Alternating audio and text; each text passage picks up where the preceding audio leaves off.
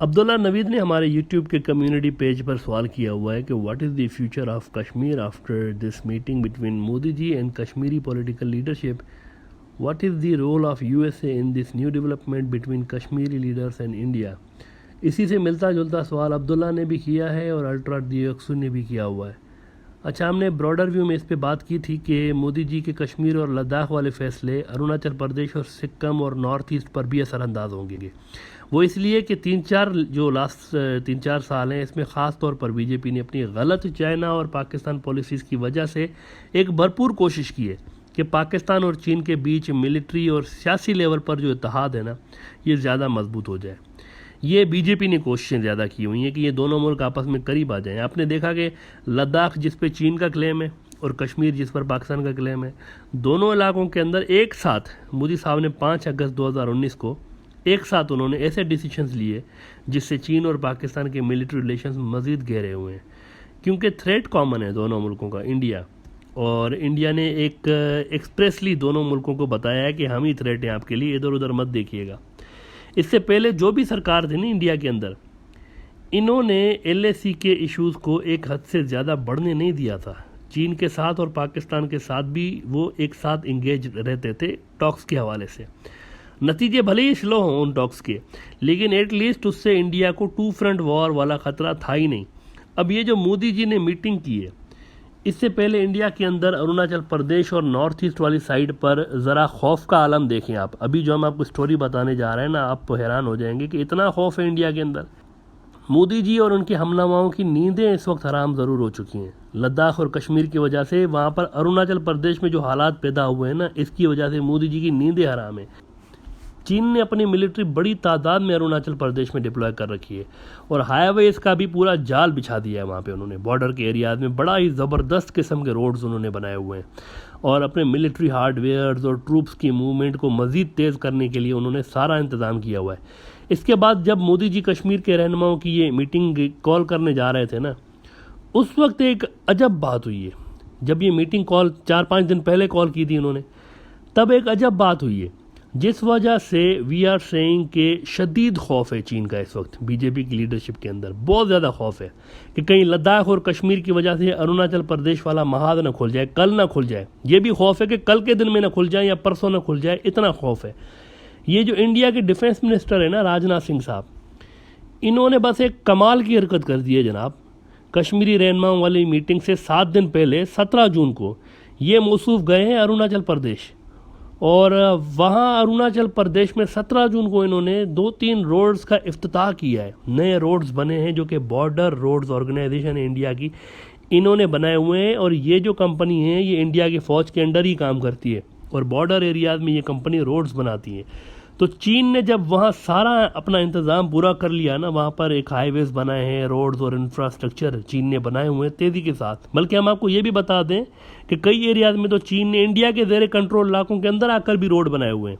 अरुणाचल प्रदेश के अंदर आकर चीन ने रोड बनाए हुए हैं, क्योंकि चीन अरुणाचल प्रदेश वाली बाउंड्री को मानता ही नहीं है. ये हम आपको पहले भी बता चुके हैं कि वो इस बाउंड्री को नहीं मानते. वो कहते हैं दोनों तरफ हमारा इलाका है. तो चीन ने इंडिया के ज़ेरे कंट्रोल इलाकों के अंदर रोड बनाए हुए हैं और गांव भी बसाए हुए हैं वहाँ पे. तो उधर से इंडिया भी अपनी फ़ौज की सहूलत के लिए रोड्स के टुकड़े टुकड़े बना रहा है कहीं कहीं से. तो राजनाथ सिंह साहब जब 17 जून को अरुणाचल प्रदेश गए हैं इसी महीने उस रोड का इफ्तिताह करने जो कि नया बना है, तो चीन ना गुस्सा कर दे कि हमने अरुणाचल प्रदेश में रोड क्यों बनाया है और इंडिया का रक्षा वाला मंत्री वहाँ पर क्यों गया है इन रोड्स का इफ्तिताह करने. तो चीन के डर की वजह से मीडिया में इंडिया ने ये खबरें लगा दी हैं कि हम अरुणाचल प्रदेश में गए ही नहीं है भाई, हम तो आसाम में थे. अरुणाचल प्रदेश में डर डर के रोड का इफ्तिताह कर रहे हैं और मैसेज ये दे रहे हैं चीन को कि महाराज हम नहीं आए, अरुणाचल प्रदेश में नहीं आए, हम तो आसाम में हैं. माँ कसम, हमने तो आसाम में रोड बनाए, अरुणाचल प्रदेश में नहीं बनाए. और मज़े की बात यह है कि राजनाथ सिंह की विजिट के मौके पर ये जो साइन बोर्ड लगे थे ना, जिन जिन पर अरुणाचल प्रदेश लिखा हुआ था, वहाँ से अरुणाचल प्रदेश वर्ड के ऊपर वाइट पेपर लगाकर उस वर्ड को ढांप दिया गया है. यानी ये भी चीन ना देखे कि हम अरुणाचल प्रदेश में हैं, तो उस लफ्ज़ के ऊपर ही उन्होंने वाइट पेपर A4 साइज़ के पेपर लगा के उन्होंने ये वर्ड ढांका हुआ है कि चीन ना देख ले कि ये अरुणाचल प्रदेश लिखा हुआ है इस पर. इतना भी क्या डर भाई चीन का. मतलब नॉर्थ इंडिया में खड़े होकर बीजेपी के नेता कहते हैं कि अरुणाचल प्रदेश तो हमारा अटूट अंग है। जब ये दिल्ली में और गुजरात में खड़े होते हैं तो कहते हैं कि हमारा अटूट अंग है, और इधर आके जब अरुणाचल प्रदेश में आ रहे हैं तो इतना डर है कि वो लफ्ज़ ही हटा रहे हैं, उसके ऊपर वाइट के पेपर डाल रहे हैं कि ये लफ्ज़ हटा दो अरुणाचल प्रदेश। चीन को बताओ कि हम आसाम में हैं, अरुणाचल प्रदेश में थोड़ी हैं। दुनिया भर में आपको इस किस्म का मिसाल नहीं मिलेगा। Can you imagine that? अपने मुल्क के एक हिस्से में कहते हैं कि अरुणाचल प्रदेश हमारा हिस्सा है, तो अपने मुल्क के एक हिस्से में गए हैं और डर के मारे उस इलाके का नाम ही वाइट पेपर से छुपा रहे हैं। जल्दी से छुपाओ मित्रों, कहीं शी जिनपिंग ना देख ले। अगर देख लेगा तो घोर अनर्थ हो जाएगा। मोदी जी के गांव गुजरात के अंदर एक इलाका है, अब ज़रा ये सुनिए आप। मोदी जी के गांव गुजरात के अंदर एक इलाका है, उसका नाम है गधा। मतलब ये कोई जोक नहीं है, वाकई एक इलाका है गुजरात के अंदर। आप गूगल पर सर्च कर सकते हैं। ये एक सबरकांठा ज़िला है गुजरात के अंदर, उसके अंदर एक इलाका है, इसका नाम है गधा। अब अगर मोदी जी गधा जाएं और गधा में वहाँ पर खंबे पे लगे हुए साइन बोर्ड पर से गधा लफ्ज़ के ऊपर वाइट पेपर चिपका के उसके ऊपर लिख दें वाशिंगटन डीसी, तो कैसा लगेगा आपको? और फिर इंडियन मीडिया कहे कि मोदी जी वाशिंगटन डीसी गए हुए, कैसा लगेगा आपको? यही कुछ हुआ है यहाँ पर भी। ना मालूम किस किस्म के लोग आके बैठ गए इंडिया के अंदर अहम पोस्टों पे। पूरा सिस्टम वहाँ पर डावाडोल हो चुका है। खड़े हुए हैं अरुणाचल प्रदेश में, और अरुणाचल प्रदेश का लफ्ज़ ही साइन बोर्ड से हटा के वो कह रहे हैं कि हम असम में गए हुए हैं, अरुणाचल प्रदेश में नहीं गए।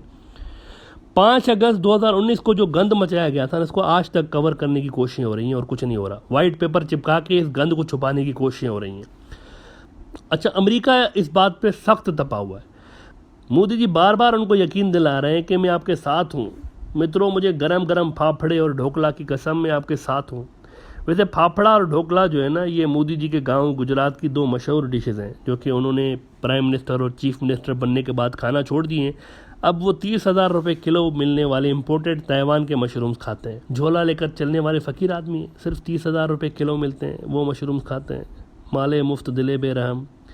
एनीवे जी, तो मोदी जी ये यकीन दिलाते फिर रहे हैं अमेरिका को, वाशिंगटन वाले बाबा को, कि बाबा की जय हो, मैं तो बाबा के साथ हूँ। फाफड़े की कसम, मैं बाबा के साथ हूँ। लेकिन मोदी जी की सुई अटकी हुई है कश्मीर और पाकिस्तान पे अब भी।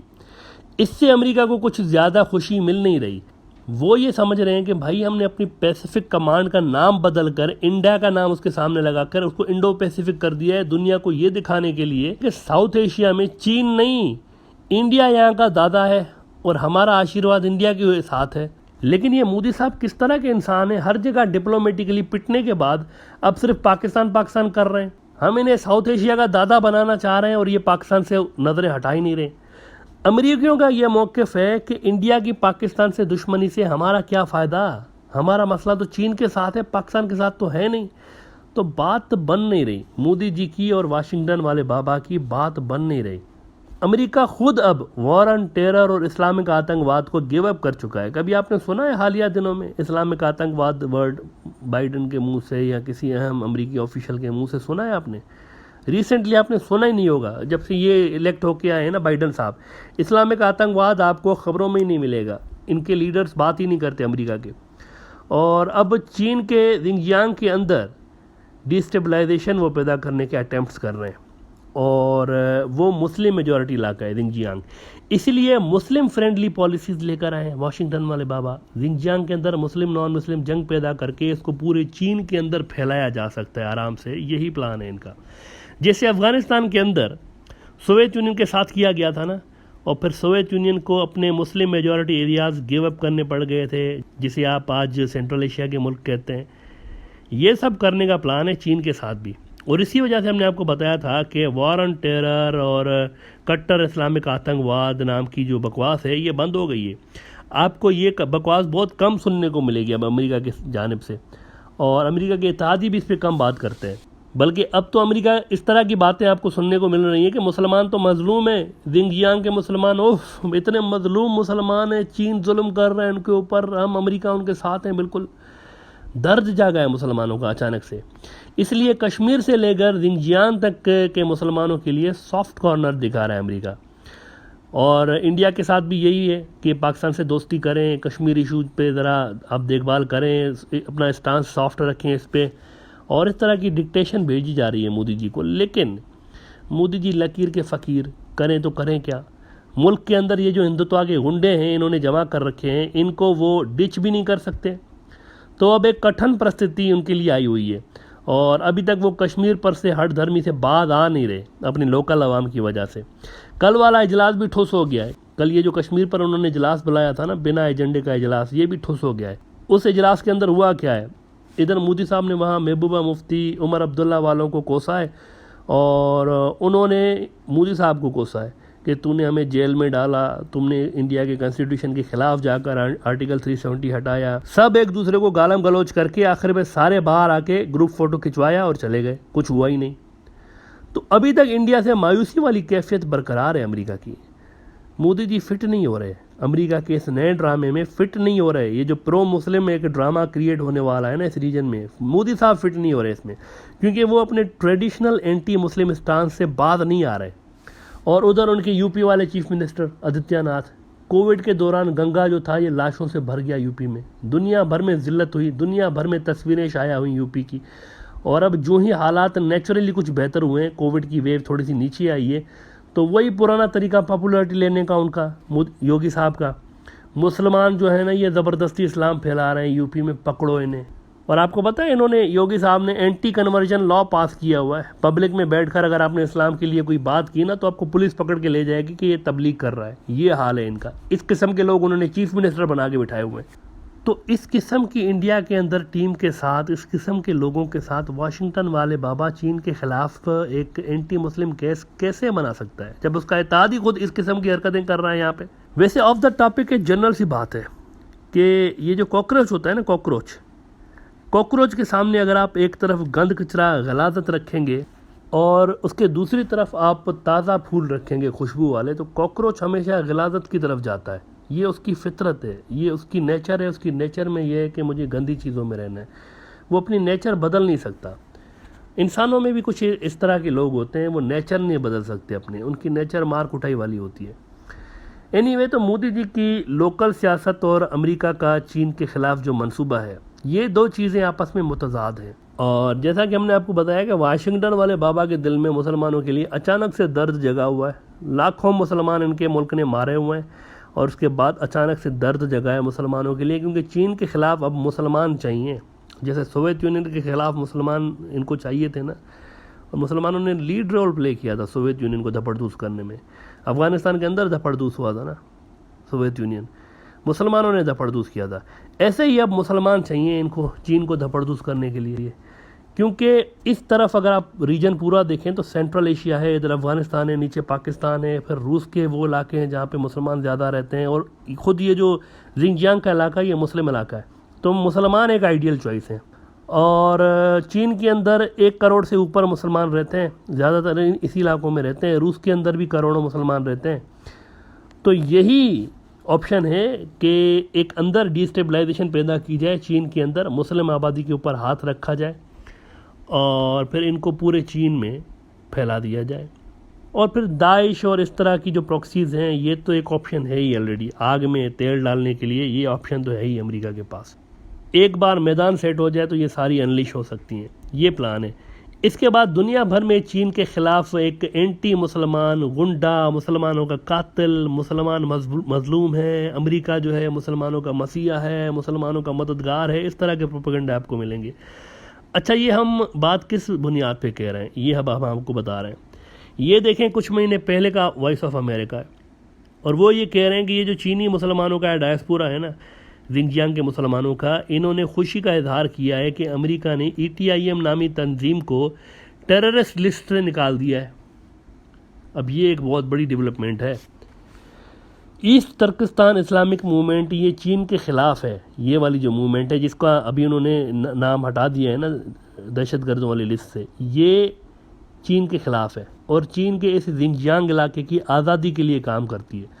जब तक अमेरिका वॉर ऑन टेरर और इस्लामिक आतंकवाद वाले ड्रामेबाजी पे कारबंद था ना, ये तंजीम उसने दहशतगर्द तंजीमों की लिस्ट में डाल रखी थी, बैन हुई पड़ी थी। तब तक इसको बैन किया हुआ था, ये दहशतगर्द थे उस वक्त तक।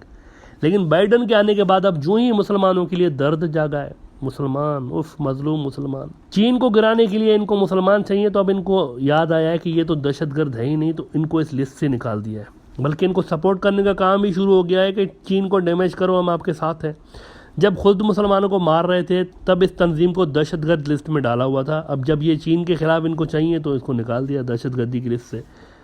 आपको पता है अमेरिका अफ़गान तालिबान को हॉली मैन ऑफ गॉड कहता था जब ये सोवियत यूनियन से लड़ते थे। हॉली मैन ऑफ गॉड, खुदा के ये पाक पवित्र लोग हैं, मुजाहिदीन हैं, अपने मुल्क की आज़ादी के लिए लड़ रहे हैं। तब ये मुजाहिदीन थे अमेरिका की नज़र में।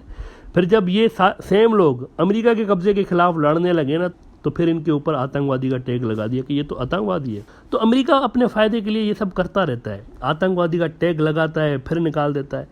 लेकिन मोदी जी मज़ा नहीं कर रहे। बात आके वहीं रुक रही है कि मोदी जी मज़ा नहीं कर रहे, अमेरिका के लिए बिल्कुल मज़ा नहीं कर रहे, अमेरिका की लाइन नहीं ले रहे कश्मीर और इंडियन मुसलमानों के लिए।